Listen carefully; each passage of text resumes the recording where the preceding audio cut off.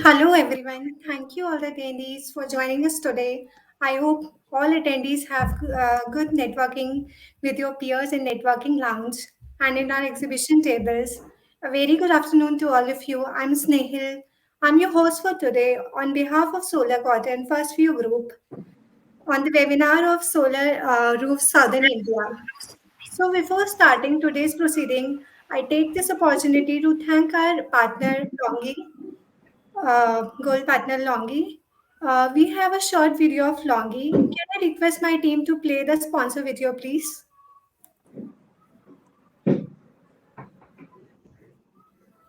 Decades, we experienced the rise of Chinese photovoltaic companies and the transformation of Longi from a pathfinder and an inventor of technology to an industry leader. Longi was established in 2000 and changed the game rules of the industry by promoting monocrystalline modules in 2015. In 2016, Longi's MonoPerk technology brought the industry into an era of high efficiency and low LID. In 2017, Longi's bifacial PERC technology increases remarkable module power output with rare side irradiation. In 2019, M6 silicon wafers led the PV industry to an era of 450 watt ultra high power. With strong innovations, Longi has made numerous achievements like 24.06% efficiency of monocrystalline PERC cell, the highest production of bifacial monocrystalline modules in the world, continuous technology advances and LCOE optimization. Now, Longi is about to set off another advancement in the industry once again. The latest Longi High Mo5 modules with optimized LCOE, especially designed for large-scale PV stations, are now available. The power output of High Mo5 is up to 540 watts, with over 21% efficiency. The optimal size of the High Mo5 module, coupled with sophisticated construction, can reduce costs while increasing power generation. As seen in the PV station in Zhoushuan, China, High Mo5 can significantly lower labor, land, and BOS costs and reduce LCOE. Also, the application of High Mo5 in Qatar has proved to be a remarkable improvement in cost reduction. The advanced technology of the High Mo5 leads to optimal LCOE, which is the result of Longi's exploration of every detail of functionality. New M10 gallium-doped silicon wafer can reduce the linear power degradation to 0.45% per year. Compared with the traditional welding technology, Longi's smart soldering technology reduces the tensile strength of the cell by 20%, by reducing the distance between cells by 2/3. This technology achieved a 0.3% improvement in module efficiency. High Mo5 follows a mature and reliable design path, framed, tempered glass on both sides to ensure the load capacity of the modules, with no crossbeam on the back to the module that blocks reflected light to ensure continuous and efficient power output. In practical applications, the size of High Mo5 is suitable for the main 1-portrait and 2-portrait horizontal single-axis tracking system. At the same time, it is perfectly compatible with the next generation inverters. The working current, including 15% bifacial gain, is kept within 15 amps, without the loss of current generation. Standardization, perfect adaptation, cost optimization, and high efficiency leads to optimized LCOE that enables High Mo5 to be one of the most valuable products on the market. The high volume production of High Mo5 is ready. By first quarter of 2021, global supply is expected to reach 13.5 gigawatts. The new High Mo5 joins the Longi High Mo family, bringing in a new PV era with ultra-high value.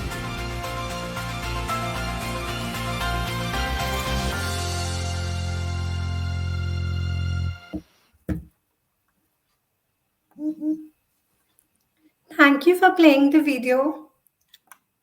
Now I request Mr. Vivek Ganpati from Longi Solar to please present his presentation. Welcome on screen, sir. Thanks, Nehal.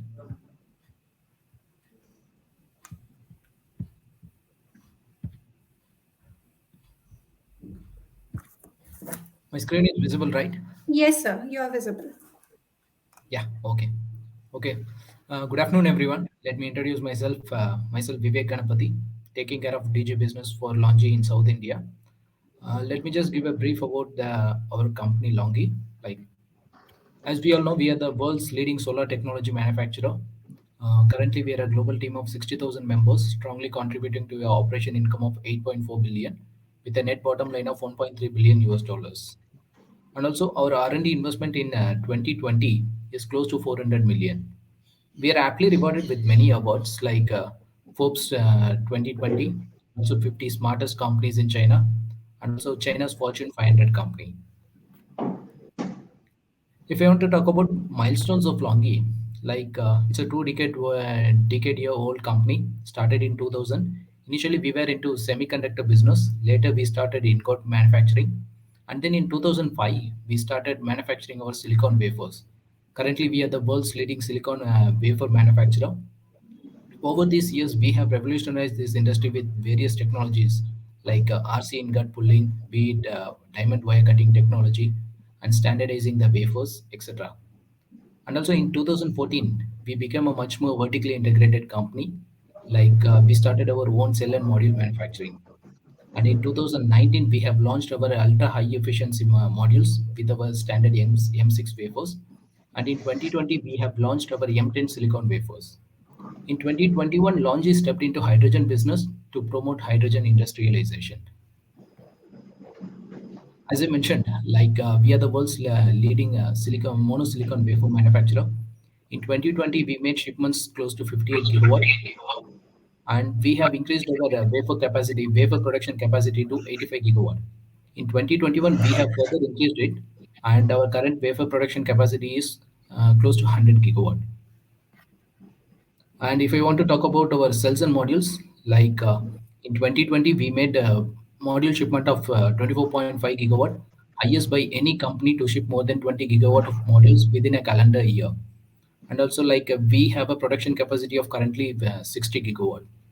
And also, if I want to talk about our global reach, like we are truly a global company having offices and teams all over the world. And currently, we have 11 manufacturing bases, out of which nine is in China, one is in Malaysia, and one is in Vietnam.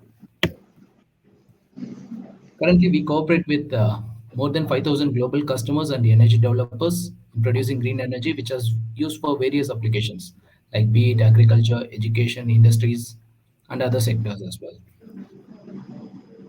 As we all know, like the product which we are offering, the product which we are discussing is a 25-year-old product, and EPCs and developers should select a partner who is financially capable to support all your claims throughout this warranty period.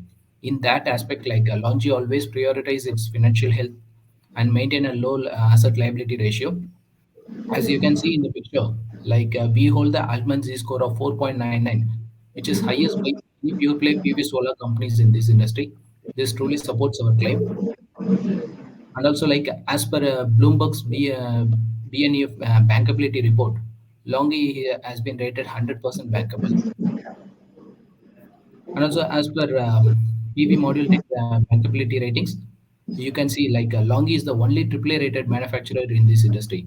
These ratings are based on various aspects like manufacturing capacity, like financial strength, and ability to adapt market changes and etc. As I mentioned, like um, longest benchmarks are always longest innovations are always a benchmark for this entire industry. When Longi entered into this monocrystalline business, monocrystalline market share was just 2%. Currently, monocrystalline is dominating this industry, and for this longest commitment to monocrystalline technology was more. Like we have introduced diamond wire cutting technology, which has increased the cutting speed by 90% and saving companies close to 3 billion yuan every year. And also, we have introduced lower degradation monopoc modules, and we are standardizing our M6, M10 wafers and all.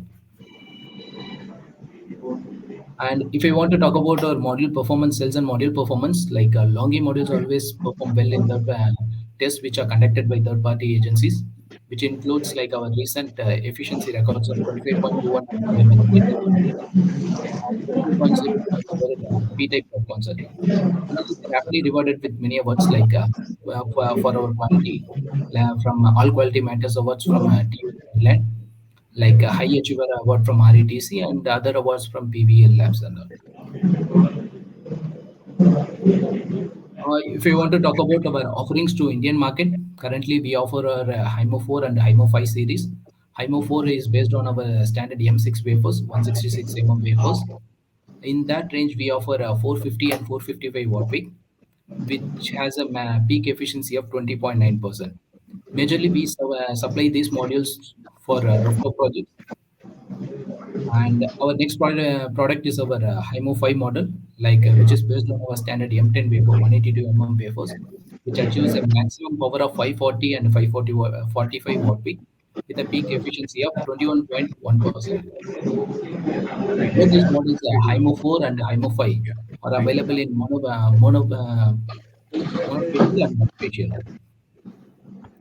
And recently, last year in SNEC, we have launched our new product called Bio, which is based on our N-type top concept.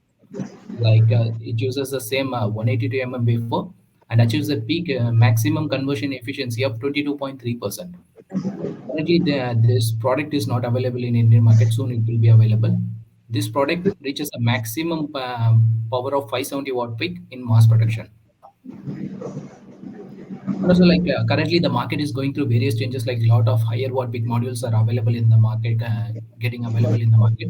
But our module design logic is very simple. Like along with watt peak, increasing the watt peak, efficiency also should be optimized. In that aspect, like our modules are designed in such a way that it should have a low degradation and it should have a stable supply chain guarantee for all the other BOS, and it should be comfortable for transportation, be it shipping it from China to India or shipping in transporting in locally.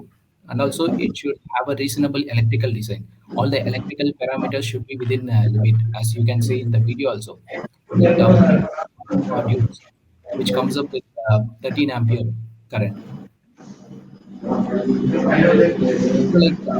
like previously, when boron doped silicon wafers are used in this market, like modules are subjected to LID and LETD problems, then Longi has come up with a solution for this, like technology called using gallium doped silicon wafers, like which is a lighter element which has reduced the LID and LETD problems, and it is significantly better in high efficiency performance.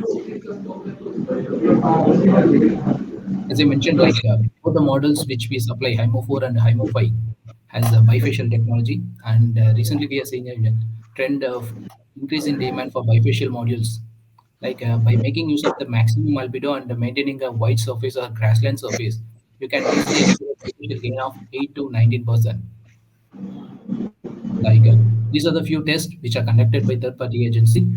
If I want to be specific, like TUV Chennai, which has installed the Longi bifacial modules along with the other bifacial modules which are available in the market, and they have achieved a bifacial gain of 19.3%. This truly supports our claim regarding our bifacial module performance. Also, like in our HIMO 5 modules, we use a new technology called smart soldering technology. Like this has two sections basically. Like one is like the triangular section, which maximize the light capturing ability by reducing the distance between two cells, and the flat section, which reduces the tensile stress between the two cells. So, which this eventually increases the module efficiency by 0.3%. And also, in the beginning of my presentation, I have mentioned like our R&D investment in 2020 is close to 400 million US dollars. Our cumulative investment in R&D is close to 1 billion US dollars. And also, we are tied up with many industrial partners and research institutes like University of New South Wales, who are pioneer in monopuck technology to get regular breakthrough in this industry, in this technology. If I want to talk about our power warranty, like we offer the best power warranty in this industry. Like our first year degradation is 2%, and on consecutive years, like for monofacial it's 0.55%, and for bifacial it's 0.45%. Even though we claim it as 0.55%, but the actual claim which we have seen is like less than 0.3% or 0.35% only.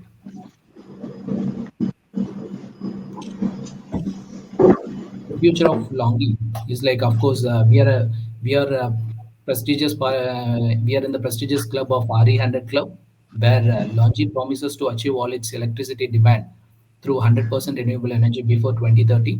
Currently, 11 manufacturing bases are there, and many more to come. But still, we are confident enough to achieve this target. And also, we are prestigious part of EV100 Club, where Longi pledges to make EV transport the new normal. And also, we are in the prestigious part of EP100 Club, where Longit pledges to increase the energy efficiency by 25%. That's it. That's it from my side. Thanks for being a patient listener throughout this presentation.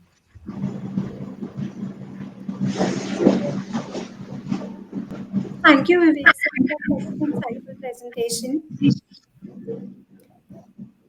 Now it's time to begin with our most awaited panel discussion, which is on solar roof Southern India. And to discuss this, we have in panel with us Mr. Vinay Kumar, founder and CEO, VAP Power, who is the moderator for this session also. Mr. Arijit Mehra, DY Manager, Longi. Mr. K.R. Harinarayan, founder and CEO, U Solar Clean Energy Solutions. Mr. Rajesh Kulkarni, Head Strategy Business Development, Around Energy. Mr. Pashupati Kumar, CEO and Director, VRM Energy. Mr. Shrikant Suresh Kumar, AGM BT Energy Generation, AMP Energy. Now I welcome all the panelists on the screen and requesting Vanessa to lead the discussion, please. Thank you, Snehal. It's a pleasure to be here as always and help you moderate this discussion. I hope all of you are able to hear me and see me. Yes, sir. Okay, thank you. So, how many participants do we have right now? So you are, So, the number of participants will be revealed after the panel discussion. Okay, Yes, sir. that's good to hear. Okay, so yeah. So, let's kickstart this panel discussion with the very eminent panel of specialists that we have on this discussion. What we will do is I'll probably give you a bird's eye view of the sector scenario, and after that, I would like each of the panelists to take 5 minutes to make an opening statement. Post which we'll have a moderated discussion where I'll be posing a few questions to each of the panelists, and after that, we'll have a Q&A for the audience. Yeah, so the discussion is obviously around decentralized solar and the solar rooftop space that we have in India today. We've been having a lot of tumult and a lot of volatility in the space. Volatility also throws up a lot of opportunity. It also throws up a lot of uncertainty. So these are interesting times to live in. On the positive side, we have a slew of very good news coming out of various quarters. The government has announced a production-linked incentive scheme, which has had a huge response, and which obviously points out to possible massive scale up of domestic manufacturing capacity, which is a good thing for the sector and reduces dependency on imports. Our Prime Minister's commitment at the Glasgow Climate Change Summit renews India's commitment to the energy transition using renewable energy, and also actually puts down deadline for net zero India's net zero commitments and reiterates the 500 gigawatt commitment by 2030. That should give us a lot of comfort and a lot of possibility of scale up of capacity of a nature that is unprecedented compared to the recent past. We have been talking about an electricity amendment bill, which is a very positive for the sector and which has its own implications for the decentralized rooftop space, which we'll be talking about with our panelists. And since this focus of this discussion is around the southern Indian states, we've had draft policies being announced by both Karnataka and Tamil Nadu recently, which are pretty ambitious in nature and talk about a scale out of at least 20 to 25 gigawatts in the next 4 to 5 years in each of those states. We'll be again touching upon this the more prominent aspects of these policies, especially in Karnataka and Tamil Nadu, when we talk to the panelists. So we have a very distinguished panel. Snehal has done a great job in already introducing them. What I will now ask is for each of them to come forward and make their opening statements. And I will request each of them to restrict this to 5 minutes. If you have a presentation, please keep it brief and do not cross the time limit of 5 minutes. And I will take the liberty of stepping in and stopping you in case you overshoot the time limit. We would like to have more of a freewheeling and articulated discussion than boring PowerPoints. I hope you are with me on that. So let's start with let's start with Hari Narayan. He is the CEO, founder of USolar Clean Energy, based out of Bangalore. I'll request Hari to come forward and make his opening statement. Yeah, good afternoon, everyone. This is Hari Narayan. I run a company called USolar. We're based out of Bangalore, and we've been in the business for about 11 years now, and been fortunate enough to do over 100 megawatt of projects. Bulk of them, we specialize in what is called behind the meter installation. That is, within the facility, we try to maximize the solar generation. Coming to rooftop solar in southern India, I mean, we've been pretty much a parcel of this journey the last 10 years as different policies have come out. I think the first one to have a good net metering policy is actually Karnataka, and we were fortunate to be our home state, where a very good policy was put there. There were some errors in that, but at least they gave it a really good shot in 2014. And that really sort of invigorated the industry, since 2014, and Karnataka has done really well. Tamil Nadu, for some reason, although it's heavy net metering, and that kind of has always been put a spoke in the industry. So the only kind of installations we've been able to do there are where you have complete self-consumption, and where there is no need for excess power generation even during holidays. So this would apply to auto companies and spinning mills and such industries. And I don't know too much about Kerala, but I think in general their policies are been reasonably progressive. Unfortunately, what's been happening since then is, I think, Discoms are realizing that rooftop solar are stealing their revenues, and then they keep putting up hurdles along the way. So in 2019, for instance, Karnataka sort of said you cannot do third-party investments, and that was kind of challenged. It's still sort of there. Tamil Nadu just recently, after so many years, announced a net metering policy, but then it was, they have put a huge grid usage surcharge of almost 83 paisa, which is which makes almost no sense. Why would anybody pay 83 paisa for self-generation on your roof, which is higher than what you would pay, going off-site?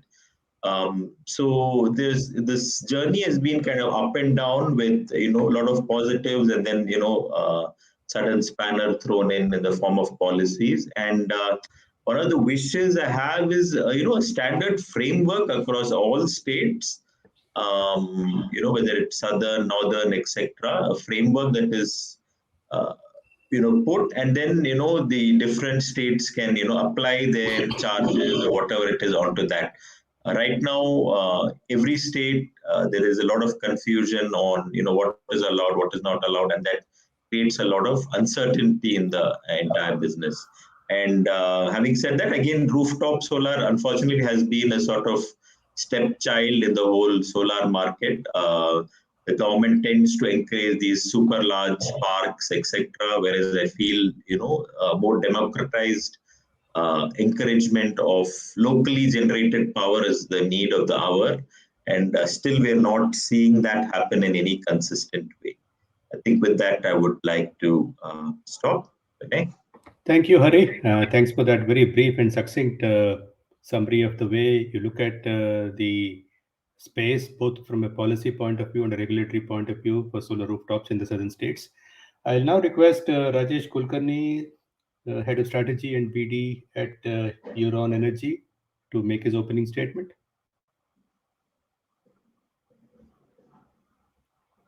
Rajesh, are you there? I think we have lost him briefly. He's back.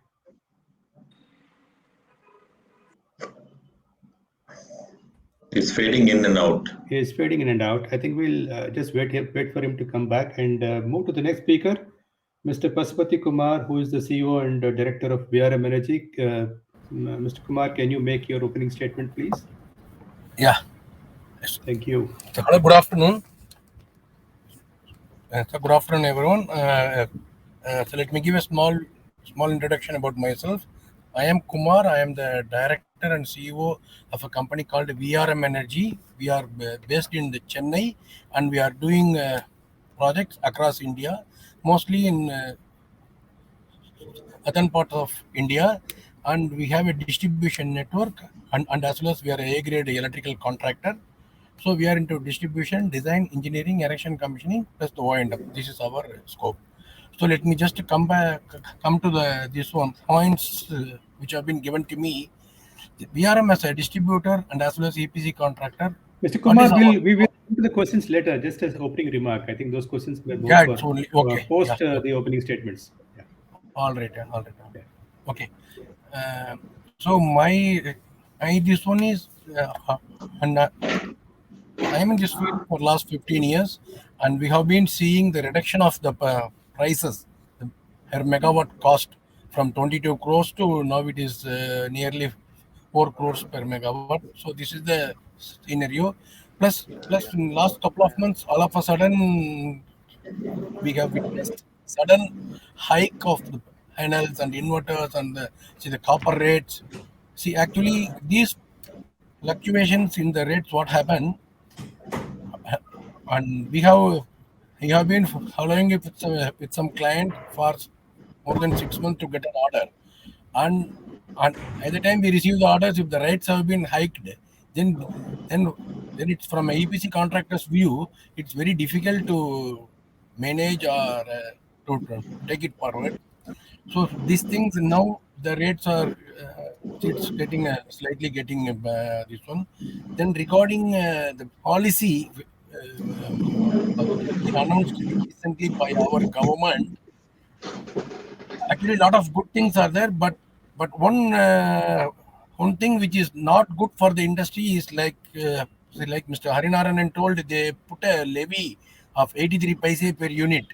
So that is really not good. But actually we have an association, we are representing to the government, and we are meeting the minister, and we are also putting the petition to the Regulatory Commission, and we are doing our best to remove the hurdles.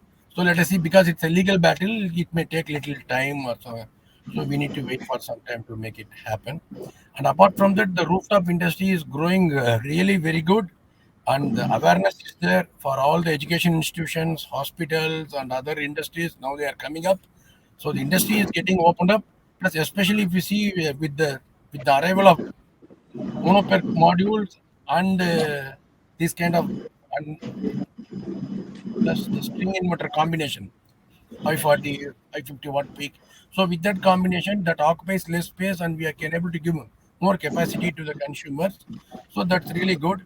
And in our state, up to 1 megawatt, you can able to install. See, as a user, this really is all the good signs. can see some good progress in the industry in the upcoming years, sir. That's my thank you. Thank you, Mr. Kumar. And you pointed out to a couple of very important themes that I'm are Steven. recurring, uh, especially about the turbulence on prices and then the policy risk, especially Vinayji, you centered are around Tamil muted. Nadu. I think you are able to hear me now. Yeah, yeah. So we'll come to those aspects in slightly more detail when we come to the moderated discussion part of the thing. I'll now request Rajesh Kulkarni. Rajesh, you are fading in and out. I hope you are there and your connection is steady now. Vinayji, you're muted. Can others hear me? No, we can hear you. We can hear you. I think I Rajesh think is not able Rajesh. to. Yes, Vinayji, we are able to hear you. Rajesh, we are. I think there's a connection problem at your end, and Okay. everybody else is able to hear me. Can you hear us? No, I think something wrong with the speaker. I don't know. No, I'm not able to Your hear. connection is fading in and out. I'm really sorry about this.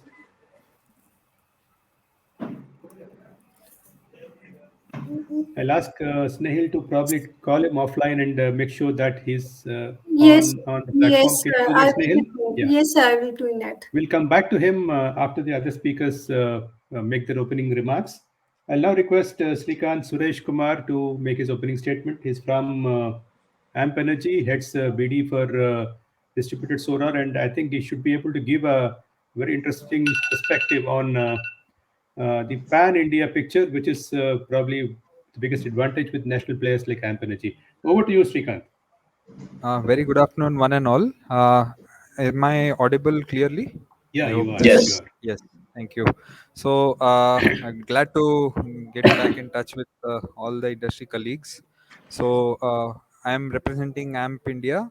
We are a pan-India IPP doing projects in all the three segments like utility as well as CNI. And within CNI, we are active in the open access as well as the on-site distributed generation business. So as a player, we are having our portfolio in all the segments across India. And in terms of footprint, we have done projects across India, all the regions, and we have regional teams to back our strengths and build the portfolio further. So I am operating from South, and I'm handling business development primarily for South, and sometimes the other regions also, and primarily focusing on the distributed generation business. So in terms of the distributed generation business, what we see that in around 6 months back in uh, March, April to June, the electricity rules amendment created some clarity or gave some direction to the some of the way in which the regulations are likely to shape up. But whatever positives were there in that, certain states took it up and certain states did not modify it. So that's something which all of us are waiting to see within the industry, how in the coming future regulation with respect to on-site business starts shaping up. The recent updates in some of the states, what we have already heard from Mr. Hari Narayan on Karnataka and for example, Tamil Nadu, those are two steps forward, half a step back, if I could say. So that's something which we need to wait and watch as to how it really gives a push to the industry growth in the coming financial year. Tamil Nadu's new thing with the network charges is something really steep. So that's something which is a hot discussion topic in South at least.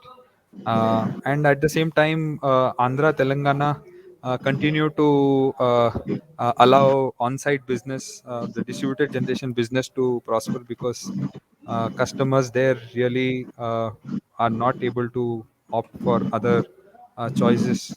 So apart from that, in fact, AMP is one of the few players who has done projects in Kerala. We have done for Kochi Metro, and that's done in partnership with uSolar. So we have had our bit of challenges, but yes, Kerala remains a state which is active for the distributed generation business, and the policies are at least not blocking on the distributed generation business. So overall, if we see in the south, except Tamil Nadu, most of the states are presently allowing the distributed generation business to flourish. Uh, the capacity wise, there are individual.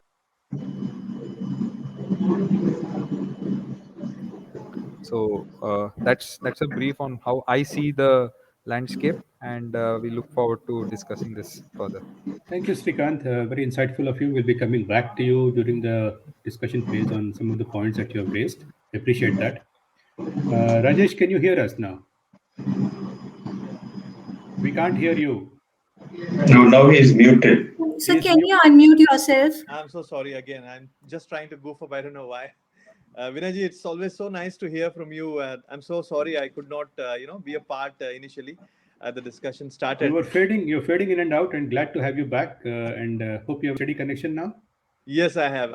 I hope so. In case I have a little bandwidth issue, I might switch off my video just to Sure. try out things.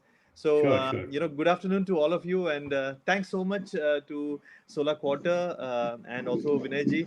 It's so nice always to interact with you offline or online. Well, I'm Rajesh Kulkarni. I'm the head of strategic business development for Euron Energy. We are an Ahmedabad-based, purely a clean tech project management and engineering company, and we basically focus completely on C&I segment, especially the rooftops, and of course, ground mount, we also are quite interested there. Euron Energy basically started off as a consulting company, but going forward with our interactions with clients, what you want and what you get, always those confusion. So we started this arm in 2019, just 2 years back. All we have done 50 plus megawatts, and have projects in some states. So my Rajesh, your voice responsibility. is breaking. Probably you can switch off the video and then talk. It's easier for us. Yeah, thank you. Okay. So I just wanted to brief about the company Euron, which is basically very active in the Indian segment, as well as we are also doing projects in international markets. We have done projects in some 7 countries. Are you able to hear me, Vinayji? It's breaking, and there's a lot of disturbance on the Yeah, I voice. also hear a lot of commotion. I think a lot of maybe Hari sir can mute his also, uh, Request the other speakers to mute it temporarily. Allow Rajesh to speak. perfect. Yeah, now I can. Are you able to hear me now, Vinayji? Yes, we are. We can hear you. Yeah, sure. So about the company, I mean, we started off as a consulting company, but going forward with our interaction with clients, we ventured into as a EPC company as well. We don't call. I mean, we hate ourselves to be called as EPC company. We say clean tech management and project engineering company. Always. We have some good experience, especially on the C&I segment. We have done around 50 plus megawatt now. Recently, we were also like covered by Solar Quarter for our highest generation generating plant and so on. My responsibility with Euron is I'm taking care of India as well as APAC and Middle East to get business from these segments. With regards to today's session, I'm so glad. I also found a lot of interesting points which were given to us on which the plenary discussions will happen. So I'm actually looking forward to hear from a lot of experts here. I'm happy to have Longi, who have been partners with us in some of our marquee projects as well. Shrikant, I know quite well. With regards to the southern, region of India, I think so far we have done around 1 gigawatts of rooftop projects, and overall, if you see all put together, the states have done 20 gigawatts. So if you consider 1 gigawatt and then the overall ambitious target of 40 gigawatt, it's not that easy. I don't think we are somewhere anywhere near to that. But solar has always been so uncertain with regards to policies. If you talk about the states in southern India, you will find each state has its own challenges, especially with regards to licensing or when it comes to the policies with regards to net metering and so on. So it's always a little bit uncertain when it comes to this part of the world, or even other regions, if I may say so. But then that is the also an opportunity for us to ensure that we all give a good kind of solutions to our customers. With the net zero and climate change kind of talks happening, I see a lot of large corporates coming in. So I see a lot of potential already there. But then again, if you talk about the recent pricing issues with regards to module manufacturers, with regards to logistics, so it becomes too much uncertain for the clients to go for. So the moment we pitch something, again there is always something hovering on our head. So it's always has been a challenge. But I think we look forward, because I see all around a lot of positiveness, of course, in terms of adaptation, but adopting. However, we still have to see some positive side. There are too many challenges to be faced. I mean, I don't want to become too rosy, but it's also not so easy market, is what I feel. Thank you. Thank you, Rajesh. And that's a very good segue into our next speaker, Mr. Arijit Mitra. Arijit, I would want you to possibly touch upon the issues that Rajesh has raised in such a euphemistic manner of price volatility, changing policies, and how you view it as a. I'm sure you come with a very different perspective, being a China-based manufacturer. We would like to have your perspective on the sector, uh, throwing light on a couple of aspects which Rajesh has spoken about. Good Over to afternoon, all you.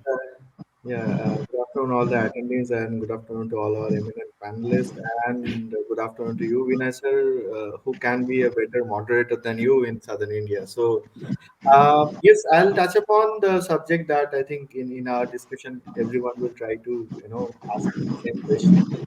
But when it comes to the title of the session, we are a distant observer from the industry. But I'm representing only module manufacturer here. We are not that expert than you in policies and implementation things. But what we are observing is energy as a product or as a raw material is there for all the manufacturer. And Southern India being a manufacturing hub, it's one of the largest manufacturing hub and contributing to is all over India. And then, sir, will you mind muting yourself because there are a lot of distortion coming from your side? Yeah. What we are understanding is that the adaptation of solar as a source of power has increased like anything. We have seen in textile industry who have been a kind of early adapter, and now automobile industries and other industries also they are adapting solar as a captive source of energy in many cases. This is a very positive sign, and this is the silver lining apart from all the challenges and issues that we have. Uh, our manufacturers they understand that the conventional source of energy cannot be a contributor, or it will have a lot of effect in their cost implication. So to optimize cost, manufacturing industry itself will need solar as their power source, which is definitely not 100% throughout the day. It has to be backed up with the grid power. But this is, I think, this understanding, I think, in southern part of India has been an early adopter of solar industry. And it's not just about rooftop. It has been group captive ground mounted installations are also happening, and a lot of we are seeing a lot of activity in open access. So these things are silver lining. Policy challenges will come because we are, although we would not say it's a very young industry anymore, solar industry is a kind of adolescent stage right now. So in that case, a lot of fluctuations will come, policy fluctuations and all these things come, and slowly, as automobile industry has seen, we will also get mature very very soon. These kind of problems that we face, like most of you from UPC background, when you quote a price, you always have so many assumptions about your input prices, input cost actually. Similarly, even module manufacturers also has similar issue. They have their input cost. We have power as input cost. We have polysilicon as input cost. And when these costs they change like anything, then we have no other choice than increasing, or also we reduce prices as well. Uh, this is unavoidable. We cannot do anything. When your input costs change, you also get tend to change your pricing. Now in solar module manufacturing, especially for India, it's an irony that India get the best price apart from all the other countries. But this base price also come with a very thin margin. So this thin margin, if there is any input cost change for a manufacturer, they cannot absorb that. So that's a problem. Means whenever there is a change in input cost, we will have to change the price. We can't do anything because the thinnest margin country and also a big market. We always are there to support this market, but at the same time, since we are selling in India with the thinnest possible margin, any change in the input cost, we will be compelled to change our pricing. And in last, we are now, in an era of disruption. We are seeing disruption from all the angles: glass prices, polysilicon prices, EVA, everything, and even the lastly, which was the most I think neglected thing, that nobody at least imagined that power can also be a raw material for manufacturing module. I'm saying manufacturing, not assembling. So in module manufacturing, power is a big thing. So when there is a crisis in power, the prices are, they're bound to change. But at the same time, you see that when polysilicon price has gone up from 80 RMB per kg to 260 RMB per kg, the module prices has not changed in that ratio. Also glass prices have increased, and lastly the power issue. So I think this is a good opportunity and learning for the solar industry itself, global solar industry, because now it is time to risk diversify and having an alternate manufacturing base in solar industry. It's just China who are manufacturing solar modules. I think now it is time for all the manufacturers. They will think for diversifying their risk by or trying to find an alternate hub in manufacturing. And I'm sure we will once all the problems come with a silver lining of some kind of solution as well.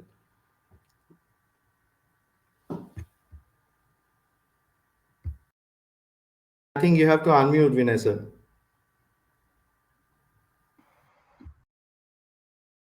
Can you hear me? Hello? Yes, go ahead. Yeah, thank you, Arijit. Very interesting insights on how a manufacturer looks at the space. You're in a unique position to offer us that perspective. Uh, what we'll do for the next 15 or 20 minutes, I'll say up to 4 or 5, we'll have a brief moderated discussion, and then we'll throw open the floor to the audience. We have some questions already coming up on the chat rooms. We'll go through them towards the end, and also would invite other people in the audience to post their questions. And then, if you can also tell us to who you would want to answer them, please do fire away on those Q&A part of your screens there. Okay. So there are some large, broad trends that we are all aware of, and our panelists have adequately highlighted them. Issues around supply chain disruptions, issues around steep hike in module prices, uncertainties in supply commitments, people walking out of contracts, and the consequent pressure that EPC contractors face in handling this volatility and handling the interface with the customers, both in commercial terms and in project timeline terms. I mean, those are universal themes that we have across states. And on top of it, we have the policy risk that has been there for a long time in the space. Each state is unique in India, and at least from a personal viewpoint, I would say that India is more like the European market. I mean, each country has got its own regulation. What we would love to have is a GST analogy for electricity, which is a concurrent subject under the Constitution. But I think there's also no need for this amount of variability in policy and implementation that we currently have today. But that's a reality we need to live with before some amount of streamlining happens and some amount of maturity comes into the ecosystem. First question to Hari. Hari, you've been in this business for over a decade, you told us, and a large part of that comes with a depth of contracting experience.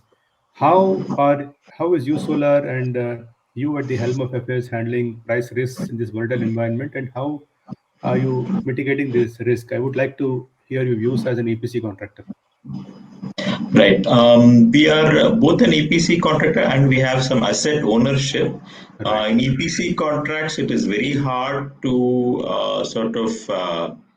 tell the customer about price increases. We have successfully managed in a couple of cases, but by and large, we have had to just swallow the margins and proceed. In one particular case, in fact, we had to back out of the project entirely.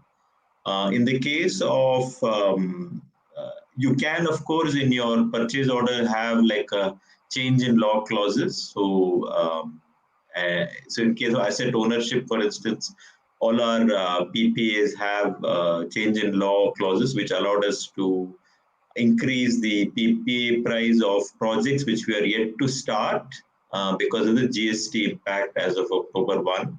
As you know, the GST of modules and inverters was increased from 5 to 12%, and because GST is not offsettable in terms of credit, you can't avail GST credit on sale of electricity.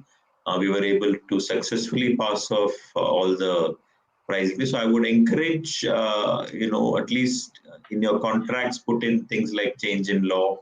I think that is useful. Volatility is very tough to sort of put into your contracts. I think the only way you can mitigate that is have clear visibility into your module supplies in terms of pricing. But then even we've had cases where a couple of Chinese manufacturers, after we issued the PU and the advances, they just invoked force majeure and increased the prices. So it's been a tough year, but I don't think this is the norm. I think things are getting back to normal now. More specifically, Hari, I mean, quick numbers on what the industry and the customers are expecting in terms of EPC in rupees per kilowatt kind of price in the first quarter installation and post first quarter when you have the duties kicking in. What are the numbers looking like now?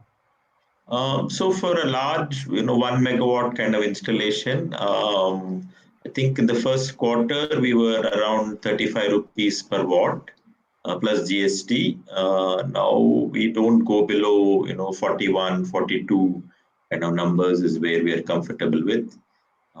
It's a almost like a 10, you can say 15% increase that we are facing. Not only modules, but also on structures and cables. Everything has gone up this year. So we're now just pricing very wisely. So this is the first quarter prices you're saying? First quarter, as in January, we are talking about. Yeah. So first quarter of the next calendar year. And where do you see this going after the duties kick in April 1st? Oh, sorry, you're talking about the upcoming quarter.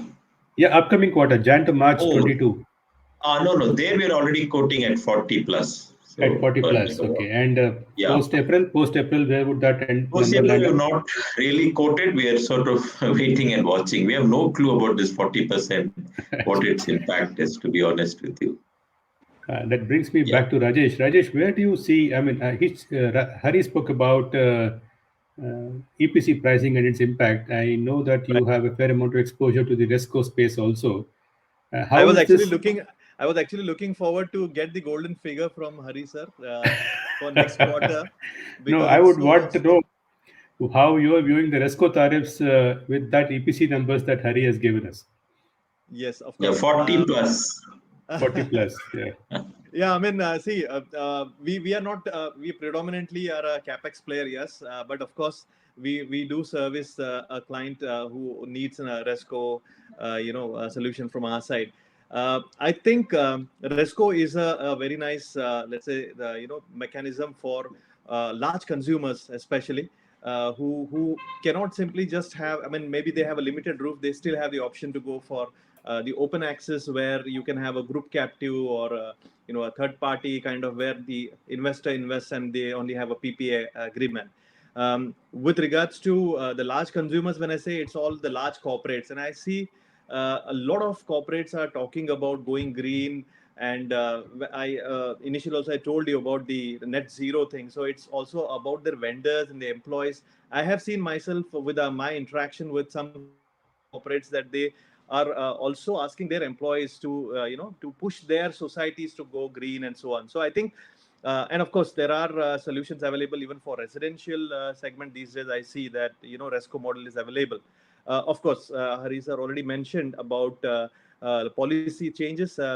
Each state has its own advantages, disadvantages with regards to policies.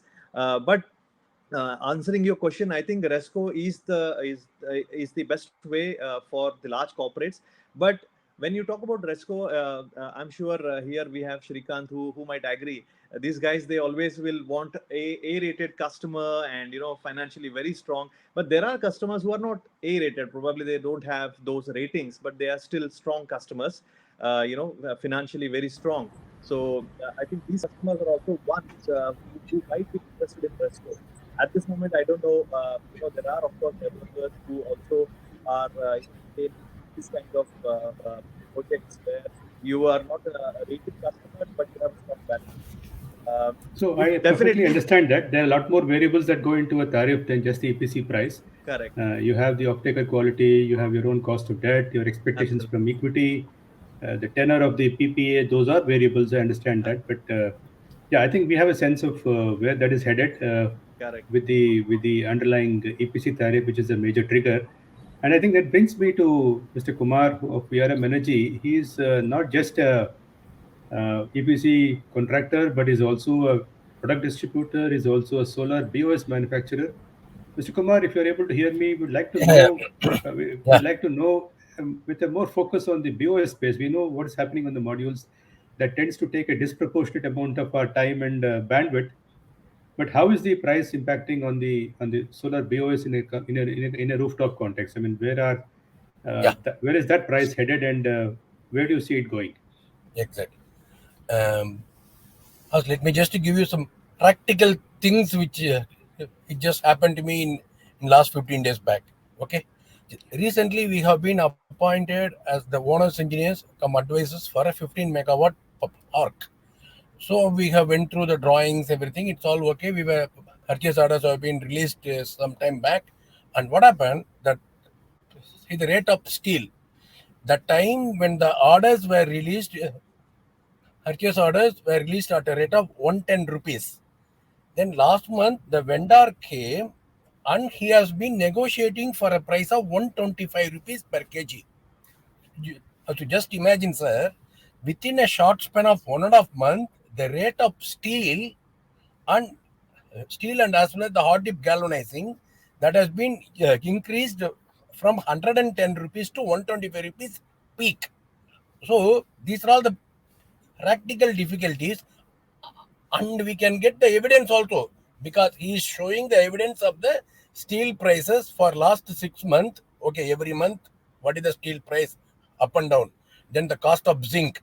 So what happened, if companies like the big MNC companies can able to absorb the losses, but a small company or medium scale companies, the moment once they release the order for a 1 megawatt, and later on it's very difficult for us to make that amendment or something like that. Then we have to, then that rate, the difference we have to observe. As a EPC contractor, we cannot go back to our client. If he is a smaller client, we cannot go back to him and explaining him, sir, this is the steel cost, it has been increased, this is panel cost, it has been increased from 19 rupees to 22 rupees. So these are all the practical difficulties we faced last couple of months, and at least now the industry has become somewhat stable. Something stabilized the cost of steel, then the cost of the copper also. Again, just imagine the DC copper. See our DC cable rates. Boss, I still remember it was 22 rupees per meter. Now just imagine the DC cable, 4 square mm DC cable rate. It is also shoot up from that. From, we cannot even visualize that much of the copper price increase, more than 50% rate increase. So what happened? Like I told, for a bigger client, we can again go and renegotiate and make it revise. But for a normal client or for a smaller like a mid-scale operators, it's very difficult. The EPC company has to bond, and we have to bond it in the interest of in the interest of the industry and in the hoping of to get some future business from the client. So, Mr. Kumar, if you look at only the BOS, that is the cost of installation for a 300 to 400 kilowatt installation rooftop behind the meter. If you remove the module cost, where would you see? How would you price the solar BOS cost in the first quarter of next calendar year, coming calendar year? At the current commodity prices, let's say assume that this is going to remain. See, balance of system, normally the rate is 7 rupees to 9 rupees. 7 to 9 per watt peak. That is the nominal price. See, that again, it will differ if you are going for the walkway, safety lifeline, then which kind of walkway, which kind of safety lifeline, then it will even increase from 9 to 9.5 or 10 rupees. But normally we can take it as a benchmark cost, 7 rupee. In my opinion, see, the cost of installation didn't increase in last 6 months. See, the labor cost, there is not much variation, and whatever we paid that last time only, we are continuingly giving. But my concern is only the copper, steel, then cement, and see, in our state, actually, what happens that most of our people knows, civil material, cement, sand, and other these material costs have become doubled for some other or some reason. So what happened? Suppose if you want to put a block of 400 by 400 square meter, before you used to spend around 4,000 rupees. Then in that last 6 months time, what happened? That all of a sudden steep price of the civil material, that nearly 1,000 rupees we have to spend more. So these are all the things which is not in our control. But we need to we have to adjust in again. We have to then we have to rework in the design. Then instead of how to reduce the boxes or how to reduce the thing to make withstand that wind speed, that is without compromising the quality, we have to give them the solution with that available price. So it is Thank you. Helpful to hear that, Mr. Kumar. Very insightful. I would like to shift gears now a bit and then talk about evolving policy on distributed solar, especially in the southern states. With Srikanth, I mean, as a national player, you have had the opportunity of working and executing projects in all the southern states. I'm trying to understand, and for the benefit of the audience here and the speakers, can you tell us which states you find most conducive from a business point of view, especially the nature of the policy and the pitfalls of the policy, and where the policy is least conducive, and what is your ask of each state from a purely decentralized solar point of view and from policy point of view? Sir, it seems Srikanth sir has lost his connection. Okay, fine. Let me just connect to him. Right, I'll probably switch then to Mr. Arijit. So, Mr. Arijit, we all know about the supply chain disruption that's been happening, the high transport prices, freight prices, and of course the impact of that on both cells and modules. We have been hearing a lot of talk, at least from many players, that post April, when the BCD tariff will kick in of 40%, many people are thinking of importing cells and then having tolling arrangements in place in India to convert them into modules, just to take advantage of the differential duty structure between cells and modules, which is almost 15%, which is significant. How do you see that as a viable strategy for domestic IPPs and generators, and how would you respond to that? I mean, would like to have your views on that. I guess, so Vivek here. I guess Arijit has lost his connection. Okay. Can you take up that? Wait. Of course, I can. Arijit has come. Okay. He's joining. Uh, okay, let me just throw some light Probably you on can that. take a shot at it before he joins. Yeah. Of course, of course, of course. Even we have been hearing a lot of news that we are also patiently waiting for the policy to come, because and all this price increase, or be it the transportation, everything, these are mainly because of the polysilicon issues, and we feel that from Q2 onwards there will be much more polysilicon manufacturing, new manufacturing facilities get added in Q2 of 2022. So that will streamline the pricing things. And apart from that, like you asked about this toiling and all, right? Yeah. Tolling arrangements.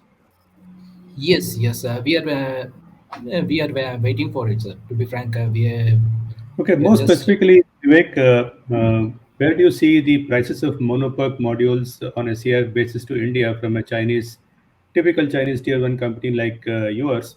yes, Where are they headed in the first quarter delivery before April? Suppose they have to reach India by before 31st March.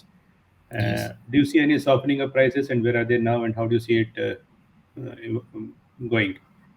I'll yes. take Like this question. I think I'm sorry, I was lost in between for my internet connection. See, Arijit, can you hear us now? yeah. I'm So, sorry, I was Arijit, locked up. my question was about post April 1st scenario where you have this. Let's assume that the duty structure is in place. Cells will get charged to 25%, modules will get charged to 40%. That leaves an interesting kind of arbitrage for Indian demand, or so to say, Indian IPPs, to look at. Many of them are already talking about it, to look at import of cells and have them converted in India in a domestic module manufacturer, and have the module shipped to the project. Uh, what do you see as the how do you see this strategy as a viable one, first of all, and what do you see are the pitfalls and the pros and cons of this kind of a approach to taking advantage of the arbitrage of duty between cells and modules? Yeah, this tolling is something is being discussed since some time, and but at the same time, what we'll have to understand is the change or the increase of module prices were not related anything to policy of India. It is a global crisis that we are going through, and the price changes will only depend on the manufacturing scenario.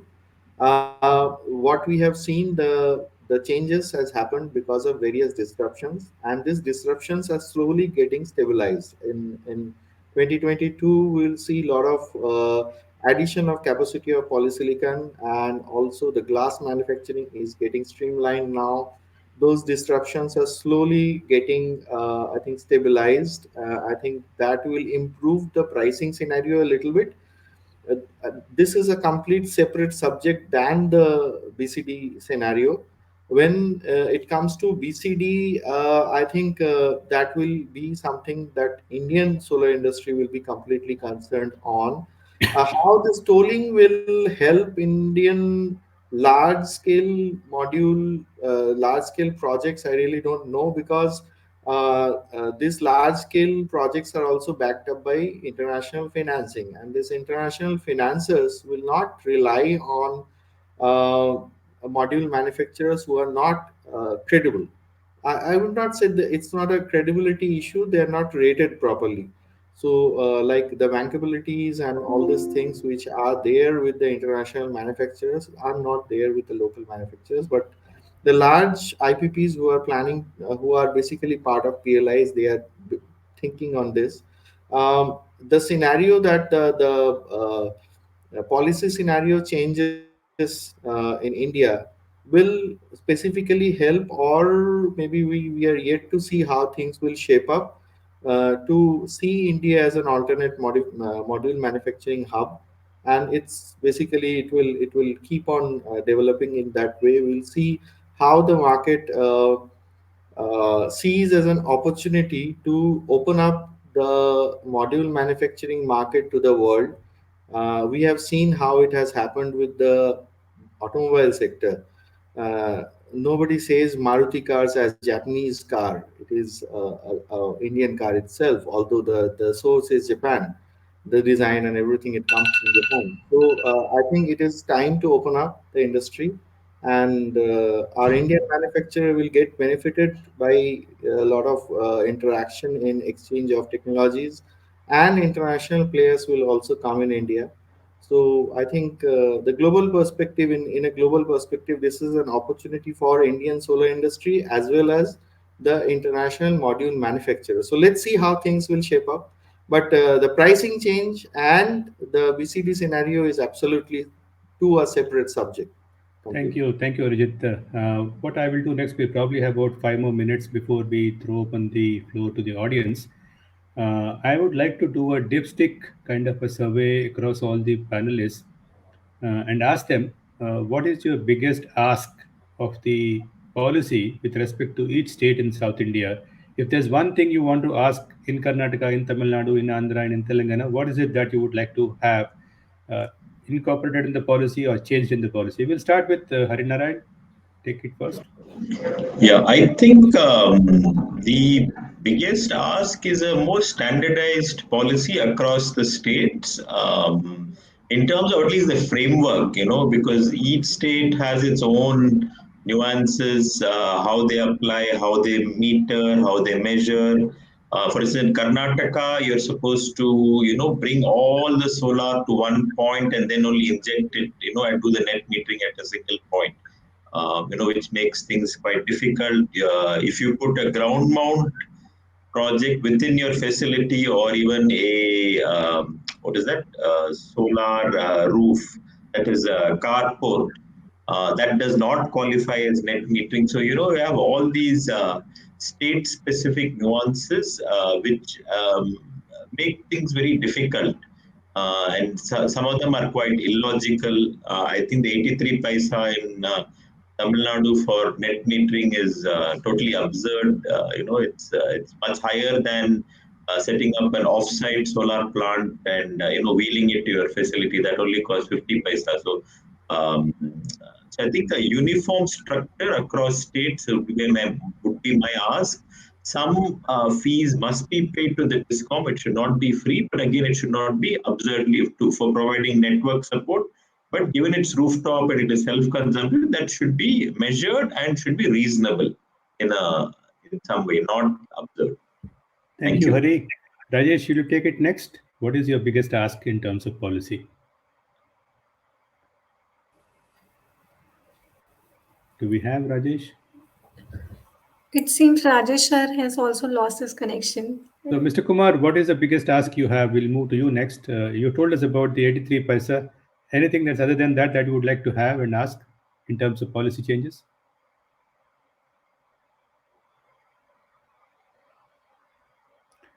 I guess we lost him too. Is that right, Sneh?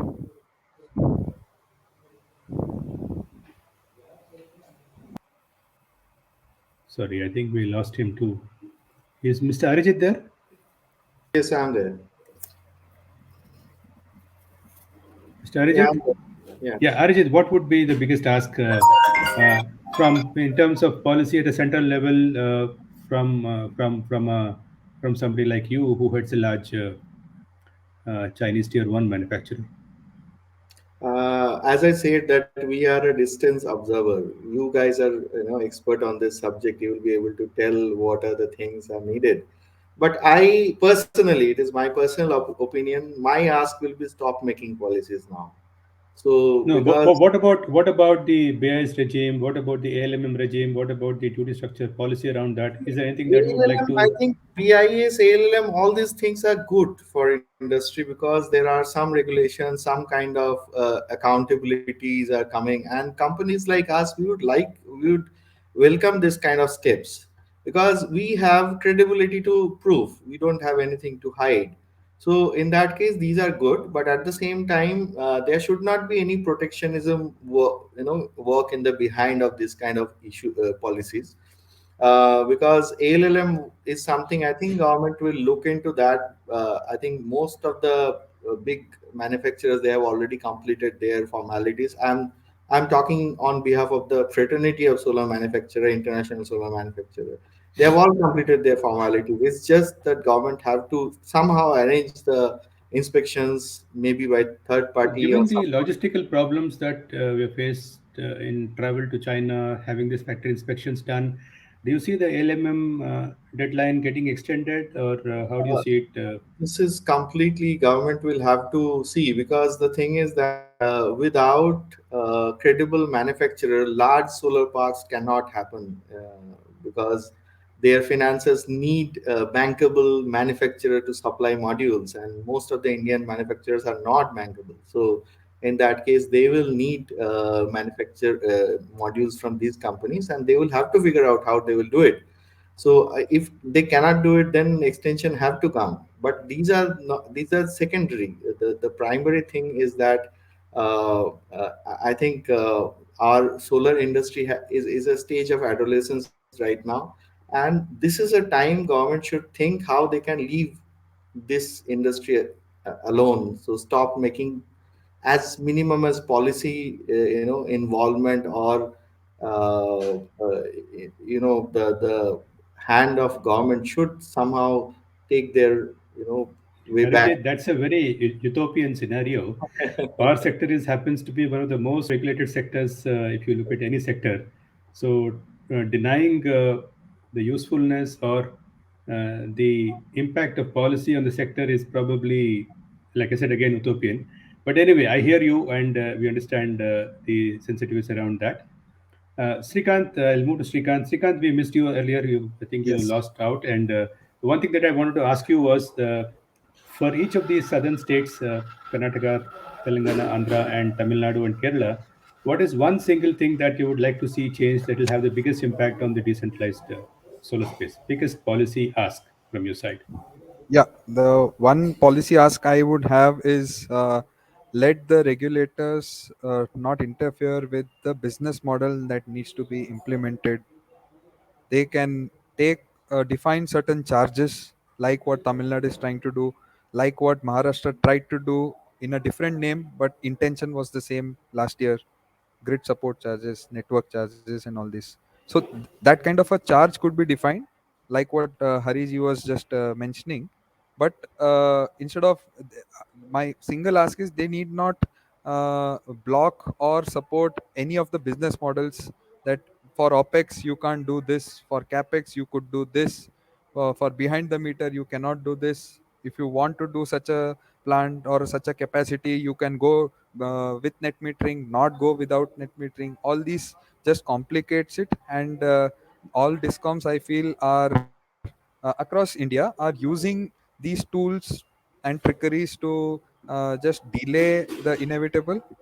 So already industries are having enough on their plate in terms of trying to meet certain sustainability goals, trying to reduce their optimize their power cost, and grapple with increase in the solar prices. So a stability or a clarity in the policy in the simplest way, without any interference in the business models, would really help at this moment. Let the market decide which model who wants to do and how. Thank you, Srikanth. Pretty eloquently put there. I appreciate that. We now move to the Q&A session. We have probably about 10 minutes, by which time we need to wind up by 4:30. So what I will do is I'll request the audience to post their Q&A questions on the Q&A tab on the comments panel on the right side of your screen. We already have a few questions. I'll read them out, and if it is specifically addressed to a particular speaker, you take it up. Otherwise, feel free to jump in and then reply to this. The first one is from Balaji, the CEO of Divinitas Energy Consulting. He says, again, this is to Longi. He says, how do you see the new module capacity addition scheduled in India and its impact on your positioning in such an event? Yeah, the new capacity addition in Indian module manufacture will definitely help Indian solar industry in a large extent.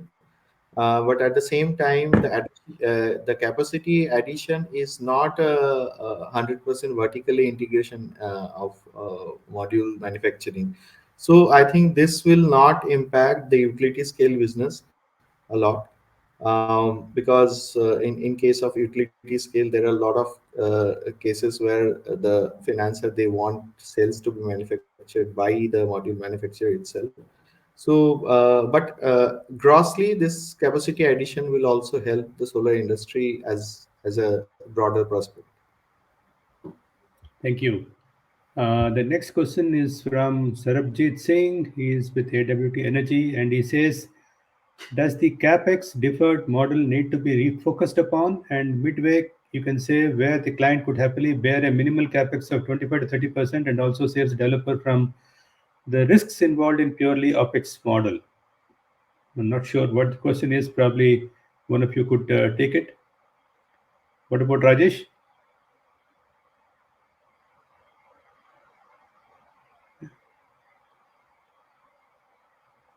Not able to see either Mr. Kumar or Rajesh. I don't know what the problem is. I think I would just want to add for Sarabjit's query is that both this deferred capex and opex are, I think, models to serve different set of or different risk profile kind of customers. So the IPPs would look for good credit rated kind of customers. This deferred capex is targeted towards a certain different set of customers, I believe. So Thank I you. think The next question is also from Balaji. He says the question is to Vinay Kumar. What is your view on the implications of BCD? Do you foresee any postponement of the decision, considering the present module capacity constraints to meet the present demand? Good question, Balaji. I have my own take on this. Probably some extreme views on how this needs to shape up. At least the good thing that the MNRE has done is they have announced these changes well in advance. It's not like you hear about this on the day of the budget when the Honorable Finance Minister gets up and gives you the Finance Minister's speech. So they have given us adequate time and taken care of the transition issues, both in terms of policy, in terms of tenders, in terms of bids, and how the impact of this would be factored into the tariff. So that's a great job done.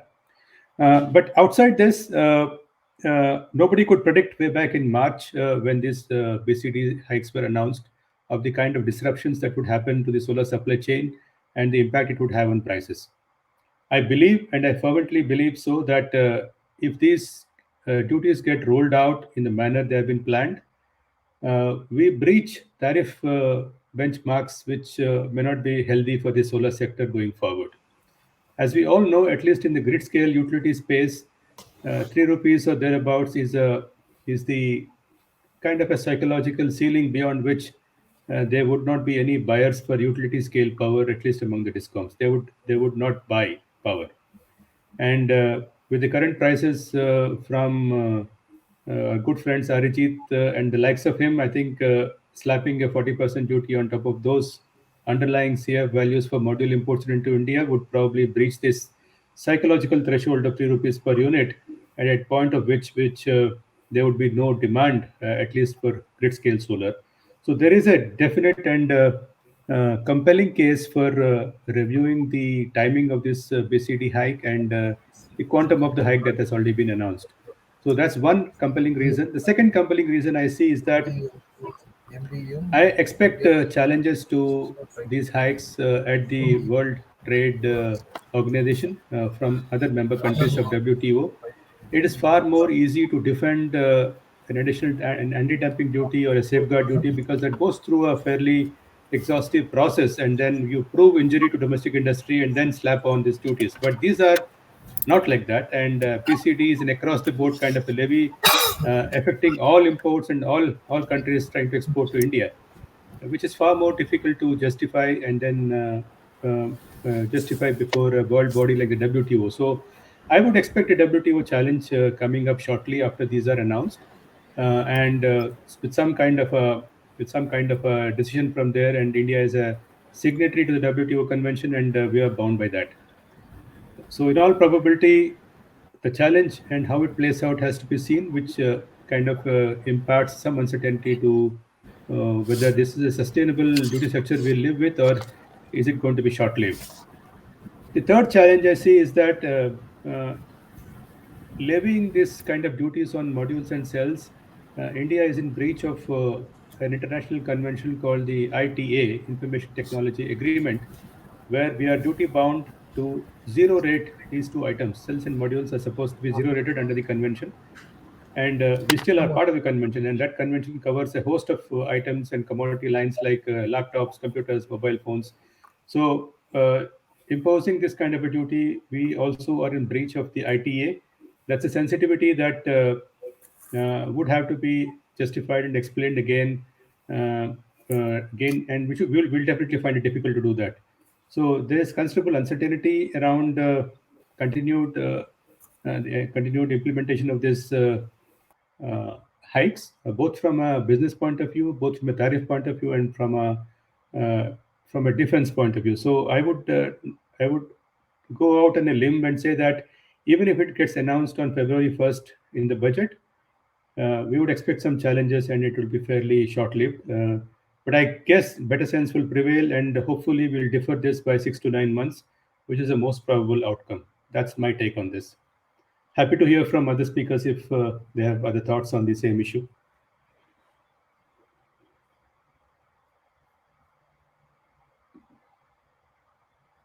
Okay. The next question is from, again, Balaji from Divinitas. He says, how far are RE generators geared up to meet the challenges once DSM is implemented? Hari, can you answer that? Is it possible? DSM is demand. Yeah, it's the DSM penalty, scheduling and forecasting penalties. Oh, okay. Well, that's a very tough question. I don't think most people are really thinking about it. Maybe it is there, but to be honest with you, I don't think too much thought is going into that. Okay, I will add to that, Hari. I think what has happened is the earlier DSM penalty regime was a fairly lenient regime in the sense that because it was announced for the first time, and given the intermittency of RE generating sources, we were given a lot of slack. So essentially, it said you have to schedule and forecast 24 hours in advance for every 15-minute time interval for the next 24 hours. You're allowed to revise the forecast 16 times in the next 24 hours. And if you fall short or you exceed the forecast, if the actual deviates from the forecast by plus or minus 15%, you are safe. But if it goes beyond plus or minus 15%, you have penalties. And that penalty, we have had an experience of that for over 4 to 5 years now, since the first DSM rules were announced by the CERC. And in most cases, whether it is a solar plant or a wind plant, a solar generator or wind generator was ending up facing a penalty of 1% or 0.75%. That's the kind of a quantum of penalty that he had faced. Now, in states like Karnataka and Andhra, there was one more level of aggregation where they were doing this set-offs at the state level, which meant that the pluses could be negated against the minuses, and which led to lower impact of DSM penalties on the generators, which was quite good for those generators who were located in Karnataka and Andhra. Now, the CRC has announced draft changes to the DSM policy in sometimes in late September, which kind of tightens the tolerance band that was there earlier. It goes from plus or minus 15%. Now it is a asymmetric band. On the positive side, they say that if you exceed the forecast, you will not get paid for the generation and there will be zero penalty. That means you completely lose your revenue from your generation if you exceed the forecast. On the lower side, if you are within minus 10% of the forecast, then there's no penalty. And if you exceed minus 10%, there's a penalty. Now, this kind of, and they're linking up the DSM penalty to ancillary markets, which is completely in its incipient stage, and we don't have a working ancillary market yet. So these are drastic changes, and nobody really knows where the penalties you will end up with. But ballpark estimates indicate that this 0.75 to 1% penalty of the PPA tariff would probably increase anywhere between 8 to 10 times. That's a serious impact on costs and the viability of the projects. Many IPPs, generators, consultants have in the hearings before CRC have explained why this cannot work, and we hope that better sense will prevail. And what we have is a more moderate version of this draft, which is pretty severe in its impact. I will stop at that. I'll pause at that. Hope that has answered the question, Balaji. The next question is about, again, I think it's Balaji monopolizing the questions. I'll probably see if anybody else is there. Okay, this is again from him. Is there any real valid reason for the fluctuation in model price which is being faced at a recent months almost on a daily basis? Question to Longi. Again, I was prepared to answer this question. This is being asked everywhere. Yeah. I will answer this question from wearing two hats. One is representing the solar manufacturer fraternity. This is the cost that we are paying for, being a good negotiator always. Being a country like India, we are the thinnest margin region for all the manufacturers, and any small change in the input cost, the prices are bound to change. If it would have been countries like Europe and US where the prices are pretty high, even China domestic prices are higher than India. So in that case, the prices, some observance is possible, but in India, being the thinnest margin zone, we cannot afford any kind of input cost change before supplying the module. The second hat is from my own company's perspective. I think you should try Longi as well in that case, because what we have done, whatever manufacturing we have done, modules on a particular price, we have never changed the price. We have changed price whenever there was the module were supposed to get manufactured and the input costs were changed. And we also don't change price regularly on a daily basis. We have some benchmark price now. Longi being the one and only wafer manufacturer in mono-PERC technology, being a module manufacturer, we know the how the pricing will be. We know the prices of the polysilicon. So we always set a price. Most of the cases what it happens that our customers, they say that, I'm getting X price from your competitor, and your price is high, and at the end of the day, when it comes to the delivery, that manufacturer has increased the price and our price is still there in that case. So this is a very, I would say it's my company's perspective. Longi has always tried to support their customers where the manufacturing has already happened, and even the customer has not paid by that time, we have also supplied the module in the same price. So but in case of solar fraternity, solar manufacturer fraternity, this has a valid reason. We are the thinnest margin region in the globe, and we can't do anything well when the input costs change like anything. And it is not just small increase. The silicon prices have increased in multiple fold, so it was not possible to control it. Thank you, Arjit. We have probably time for a couple of more questions, and I would want the next question to go to Srikant or Rajesh. The question again is from Balaji. He says, what is the way forward to have a uniform policy across the country, rooftop as well as open access? It's a known fact that all the discoms find novel ways to discourage investment by C&I consumers by way of introducing steep charges. Rajesh or Srikant, please, what is your take on Uh, this question? Thanks, Vinayji. I'm so sorry. I think, outside. I just wanted to give my inputs with regards to the policy. All the states together. It should be the uniform policy, is what I also feel. I also feel at the same time that the discoms also needs to be trained.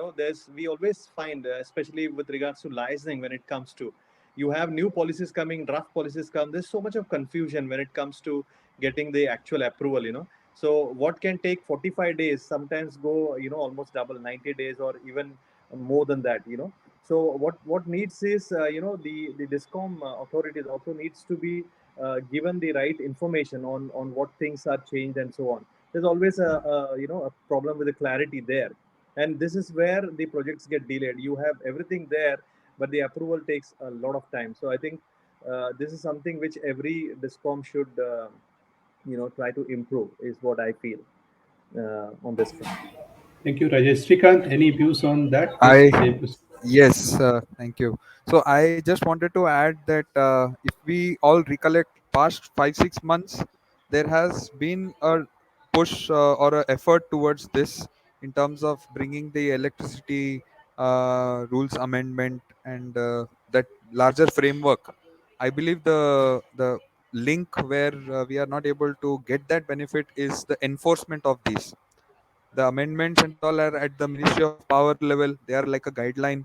Each state wants to take nitpick on certain points which suits them, and do not want to take certain points from there which do not suit them.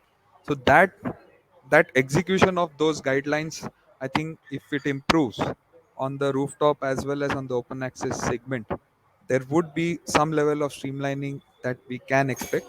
And I believe that would be a welcome step and a way forward to stabilize the regulatory scenario for all the states. Thank you, Srikanth. That's a very positive and optimistic note on which we can probably wind this session up. Huge thanks to all of you, Arijit, Harinarayan, Rajesh Kulkarni, Pashupati Kumar, and of course Srikanth, for joining us on this call and sharing your thoughts and insights. I'm sure it's been a insightful, enriching discussion and key takeaways for all of us who have joined the call. It was for me, and I appreciate that. Over to you, Snehal. I hope I'm not taking too much time. We are overshot by 5 minutes. Yes, sir.